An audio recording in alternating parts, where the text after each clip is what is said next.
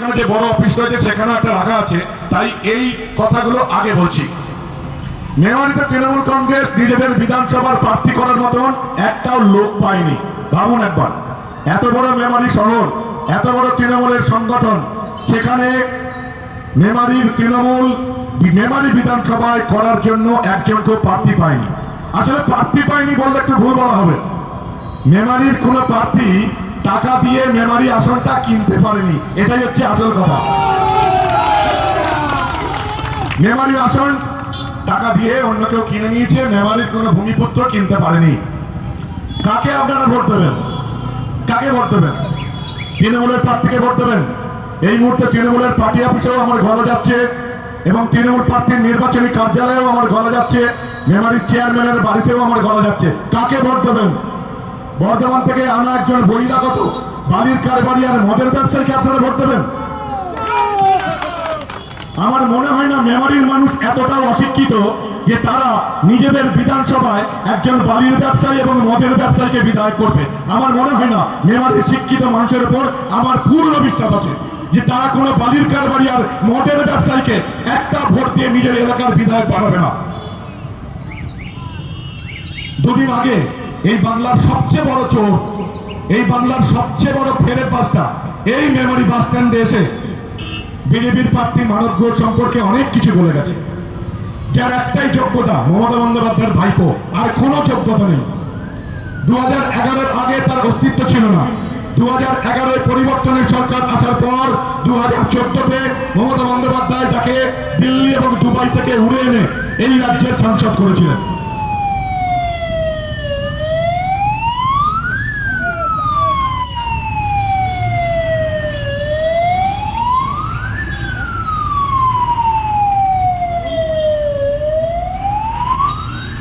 যার কোনো যোগ্যতাই নেই, একটাই যোগ্যতা মমতা বন্দ্যোপাধ্যায়ের ভাইপো, সে আবার বাস স্ট্যান্ডে গাড়ির উপরে দাঁড়িয়ে বড় বড় ভাষণ দিয়ে গেল। তৃণমূলের নেতাকর্মীরা জিজ্ঞেস করুন 2014-এর আগে ভাইপোর অস্তিত্ব কোথায় ছিল? 2011-এর পরিবর্তনে এই বটবৃক্ষের মতন এখানে 34 বছর রাজত্ব করা সিপিএমকে হটানোর পেছনে ভাইপোর কি ভূমিকা ছিল? গোল্লা সূর্য কিচ্ছু ভূমিকা ছিল না। আর ভাইপোকে মেমারি বাস স্ট্যান্ডে এসে এত গালাগাল দিয়ে গেল, তার কি ভূমিকা ছিল? তার যথেষ্ট ভূমিকা ছিল।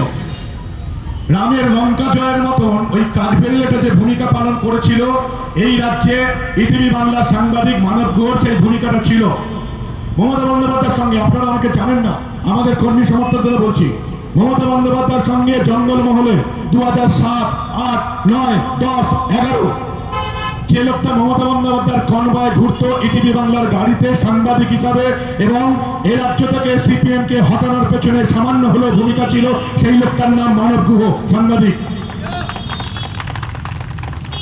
2011-এর আগে যে ভাইপোর কোনো অস্তিত্ব ছিল না, 2014-এর আগে সে এসে সাংবাদিক মানব গুহকে গালাগাল করছে, যার 2011-এর পরিবর্তনে একটা ভূমিকা ছিল সাংবাদিক হিসাবে। ভাইপো এটাও বলে গেছে 25 বছর নাকি আমি মেমারির বাইরে। ভাইপো নিজে 2014-এর আগে কোথায় ছিল? দিল্লি এবং দুবাইয়ের 12 বছর থাকতো। এই রাজ্যের পরিবর্তনে যার কোনো ভূমিকা ছিল না। 25 বছর সাংবাদিকতা করেছি, শুধু কলকাতায় নয়, 2001 সাল থেকে 2026 সাংবাদিকতা করেছি। জীবন শুরু করেছি একেবারে সীমান্ত অঞ্চলে, দক্ষিণ দিনাজপুরের বালুরঘাটে, সেই সীমান্ত অঞ্চলে খবর করে এসেছি। তারপর দুর্গাপুর আসানসোলে 3 বছর ছিলাম, কয়লা বেল্টে, সেখানে খবর করে এসেছি। তারপর 2010-এর পর 2007-এর পর পুরুলিয়াতে ছিলাম, 7, 8, 9, 10 ওই মাওয়িস্ট সময়ে মাওবাদী এলাকায় ভয়ঙ্কর পুরুলিয়াতে কাজ করে এসেছি। ভাইপোর মতন উড়ে এসে জুড়ে বসেনি। 2010-এর পর কলকাতায় এত বছরের সাংবাদিকতা কেরিয়ার। যারা অযোগ্য তারাই এই 25 বছরের সাংবাদিক কেরিয়ারকে এইভাবে কথা বলতে পারে, মিথ্যা ভাষণ দিতে পারে। ভাইপো আর একটা কথা বলে গেছে যে জেল খাতা আসামি। আপনাদের আরো একটা কথা বলে রাখছি, এই পশ্চিমবঙ্গে মমতার পুলিশ প্রতি মাসে আমাকে একটা করে কেস দেয়। এই পশ্চিমবঙ্গের যেখানে যা ঘটনা ঘটে, মালদা, মুর্শিদাবাদ, নদিয়া, আমি কলকাতায় বসে বসে এই ভাইপোর পুলিশের কেস খাই। ভাইপোর পুলিশ আমার বিরুদ্ধে মামলা করেছিল, জেলও খাটিয়েছিল। কিন্তু ভাইপো এই বাংলার এত বড় ফেরেববাজ, এত বড় মিথ্যাবাদী, এটা বলতে পারেনি যে মিথ্যা মামলাটা ভাইপো করিয়েছিল নিজের পুলিশকে দিয়ে, সেই মিথ্যা মামলাটা পুলিশ ছেড়ে দিয়ে ল্যাজ গুটিয়ে পালিয়ে গেছে, মামলা টানতে পারেনি, মিথ্যা মামলা। যদি ভাইপোর সাহস থাকে এবং তৃণমূলের কোনো নেতা কর্মীর সাহস থাকে, একেবারে পরিষ্কার বলছি, যদি মনে হয় কোনো প্রেস মিডিয়ার সামনে আমার সঙ্গে তর্ক করবে, আসতে পারে, ওপেন অফার দিয়ে যাচ্ছি। ভাইপোর পুলিশ ল্যাজ গুটিয়ে পালিয়ে গেছে মানব গুহর বিরুদ্ধে মামলা তুলে নিয়ে, মিথ্যা মামলা টানতে পারেনি বলে। তৃণমূলের যাকে প্রার্থী করেছে বহিরাগত বালির কারবারি এবং মদের কারবারি, সে এসেও মানব গুহর বিরুদ্ধে ওই এক নির্লজ্জ মিথ্যা কথা বলে যাচ্ছে, মানব গুহর চরিত্র হারানোর চেষ্টা করছে। স্বাভাবিক ব্যাপার, একজন মদের ব্যবসায়ী আর বালির কারবারির কাছ থেকে আর কি আশা করা যেতে পারে? কিন্তু এভাবে মেমারির মানুষকে ভুল বোঝানো যাবে না। মেমারির মানুষের মনে অধিকাংশ মানুষ সাংবাদিক মানব গুহকে চেনে, তার প্রতিবেদন দেখে আসছে।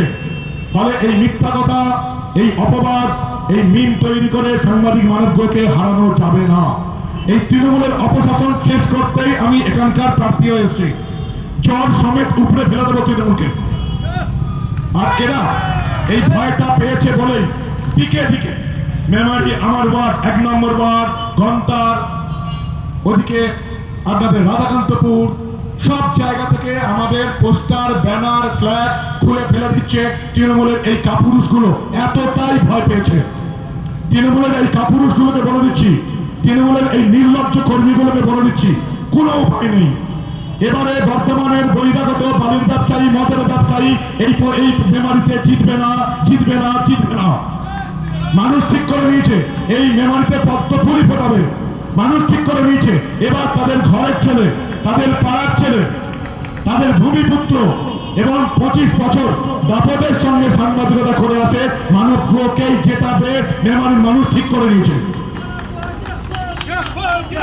আবার আমাদের বলছি, আমাদের কর্মী সমর্থকদের বলছি, এই গলা আমার গলার যেখানে যেখানে যাচ্ছি সেখানে বলছি, মেমারিবাসী এবার কোন বহিরাগত বালির ব্যবসায়ী, মদের কারবারিকে জেতাবে না, জেতাতে পারে না।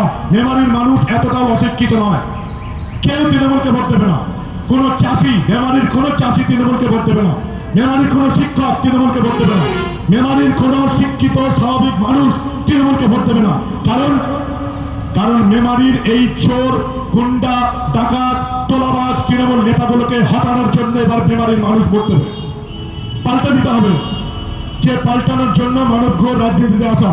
শুধুমাত্র ভোটে জিততে নয়, ভোটে জিতে বিধায়ক হতে আসেনি, ভোটে তো জিততেই হবে, তৃণমূলকে হটাতেই হবে, পরিবর্তন করতে হবে। মেমারির মানুষ এবার মাথা উঁচু করে বাঁচবে।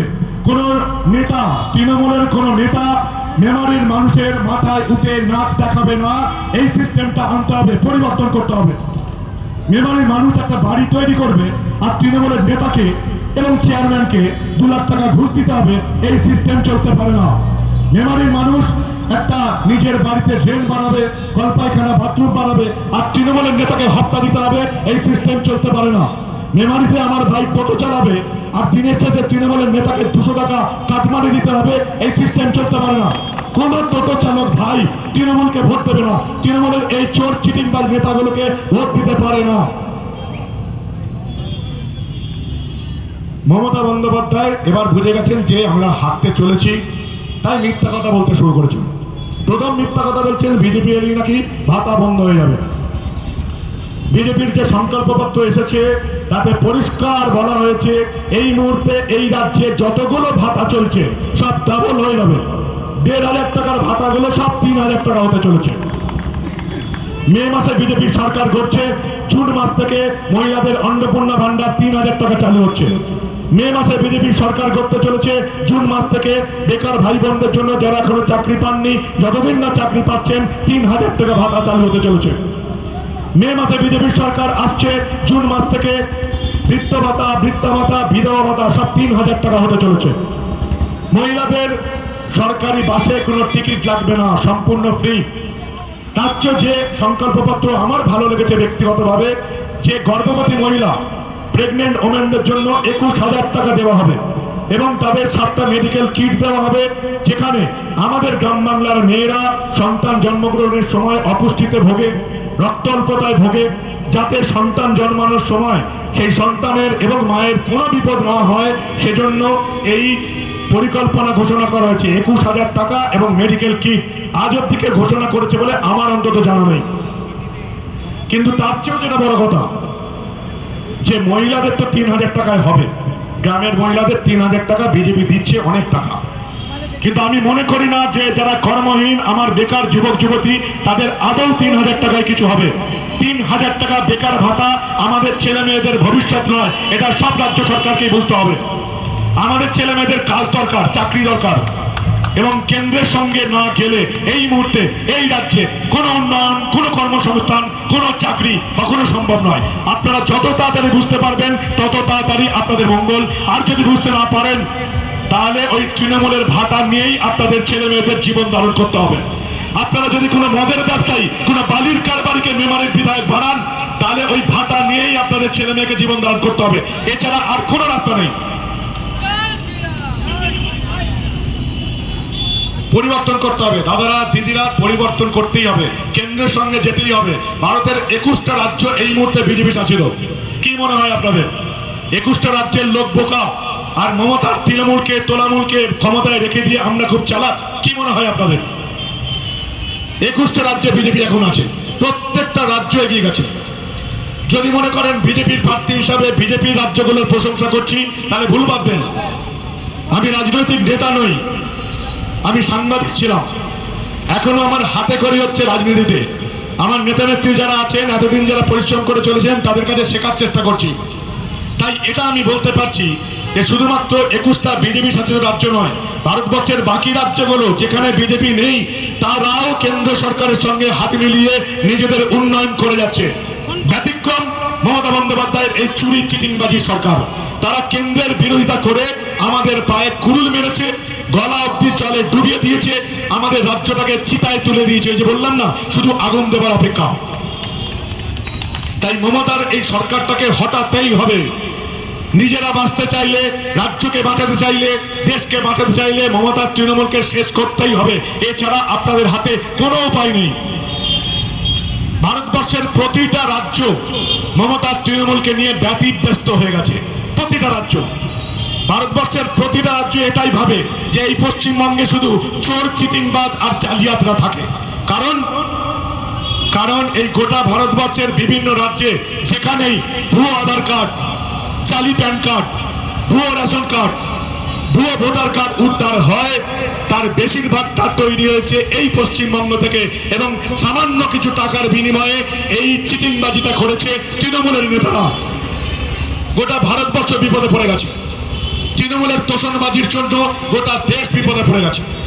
সবচেয়ে আশ্চর্যের বিষয় এটাই যে মমতা বন্দ্যোপাধ্যায় যে 34% মুসলিম ভোট ব্যাংকের জন্য ক্ষমতায় টিকে আছে, সেই 34% মুসলিম ভোট ব্যাংকে সবচেয়ে বেশি ঠকিয়েছে এই তৃণমূল কংগ্রেস। ছোট্ট উদাহরণ দিচ্ছি, গত 10 বছরে মাদ্রাসা এবং সংখ্যালঘু উন্নয়নে মমতার তৃণমূল খরচা দেখিয়েছে 60,000 কোটি টাকা। 60 ছেড়ে দিন, আপনাদের তো পুরনো কথা আবার মনে থাকে না। গত 2 বছরের বাজেট দেখুন, হাতে মোবাইল আছে, নেট আছে, গুগলে সার্চ দিয়ে দেখবেন গত 2 বছরের বাজেট। 2025 মমতা বন্দ্যোপাধ্যায় মাদ্রাসা এবং সংখ্যালঘু উন্নয়নে খরচা করলো 5,500 কোটি টাকার বেশি। 2026 মমতা বন্দ্যোপাধ্যায় সংখ্যালঘু এবং মাদ্রাসার জন্য খরচা করলো 5,750 কোটি টাকার বেশি। 2 বছরে 25-26 রাজ্য বাজেটে মমতা বন্দ্যোপাধ্যায় মাদ্রাসা এবং সংখ্যালঘু উন্নয়নে খরচা দেখিয়েছে 11,000 কোটি টাকার উপর। কিন্তু হাসির বিষয় এটাই যে গত 100 দিন ধরে বিকাশ ভবনের সামনে, শিক্ষা দপ্তরের সামনে মাদ্রাসার শিক্ষকরা আন্দোলনে বসেছে, কারণ 10 বছরে তাদের 1 টাকাও মাইনে বাড়েনি। মাদ্রাসার শিক্ষকদের 1 টাকাও মাইনে বাড়েনি গত 10 বছরে। 11,000 কোটি টাকা খরচা দেখিয়েছে মমতা বন্দ্যোপাধ্যায়। অর্থাৎ মুসলিমদের নামে এই তৃণমূল এই মুসলিমদের ঠকিয়েছে আর টাকা বাটপার করেছে। কতদিন আপনারা সহ্য করবেন? কতদিন এটা সহ্য করবেন? মুসলিম শিক্ষিত সমাজকে বলছি, মমতা বন্দ্যোপাধ্যায় এমন সিস্টেম চালু করে দিয়েছেন যেন সব মুসলিমকেই তৃণমূল করতে হবে। কেন সব মুসলিমকে তৃণমূল করতে হবে? কেন তৃণমূলী নেতারা মুসলিমদের হুমকি দিচ্ছে সবাইকেই বিজেপির বিরুদ্ধে ভোট দিতে হবে? কেন? মুসলিম শিক্ষিত সমাজ কি এটা জানে যে এই পশ্চিমবঙ্গে মুসলিমদের উন্নয়নের গ্রাফ মমতা বন্দ্যোপাধ্যায়কে যারা ভোট দিয়ে এই রাজ্যের সিংহাসনে বসিয়ে রেখেছে সেই মুসলিমদের গ্রাফ সবচেয়ে কম হচ্ছে এই পশ্চিমবঙ্গে। মুসলিমদের উন্নয়নের গ্রাফ গুজরাট এবং উত্তরপ্রদেশে অনেক বেশি, পশ্চিমবঙ্গের চেয়েও বেশি। এটা মুসলিমদের শিক্ষিত সমাজকে জানতে হবে এবং কেন মুসলিম মানেই তৃণমূলকে সাপোর্ট করতে হবে এটা তাদের ভেবে দেখার সময় এসে গেছে। বিজেপির সংকল্পপত্রে সবার জন্য পে স্কেলের কথা বলা আছে। এই যে আমার সামনে সিভিক ভাইয়েরা রয়েছে, ভিলেজ পুলিশ আছে, ল্যাবরেটরি অ্যাসিস্ট্যান্ট আছে, কাদেরও মাইনে মমতা বন্দ্যোপাধ্যায় বাড়াননি। সিভিক ভাইদের জিজ্ঞেস করুন কত টাকা মাইনে পায়, তাদের সংসার চলে কিনা। কম পয়সায় খাটিয়ে নেবার এই মতলবী সরকারকে আর এই রাজ্যের সিংহাসনে রাখা যাবে না, পাল্টা দিতে হবে। 34 বছর সিপিএম এর রাজত্ব দেখেছি, 15 বছর তৃণমূলের রাজত্ব দেখলাম, এবার কেন্দ্রের সঙ্গে যাওয়ার সময় এসে গেছে। 50 বছর আমরা কেন্দ্রের বাইরে। তৃণমূলের এই ভয়ের রাজনীতি আপনারা কতদিন সহ্য করবেন? আমি বিজেপির প্রার্থী হওয়ার পর এই মেমারিতে একটা নির্বাচনী কার্যালয় করার জন্য বাড়ি ভাড়া খুঁজতে গেছিলাম। যেখানে যেখানে বাড়ি ভাড়া নিতে গেছি তৃণমূল নেতাদের ফোন চলে গেছে, বিজেপি প্রার্থীকে বাড়ি ভাড়া দিলে আর মেমারিতে থাকতে দেব না। আপনারা মেমারির বাসী কতদিন এই তৃণমূলের ভয়ের রাজনীতিকে এই মেমারিতে চলতে দেবেন? কতদিন?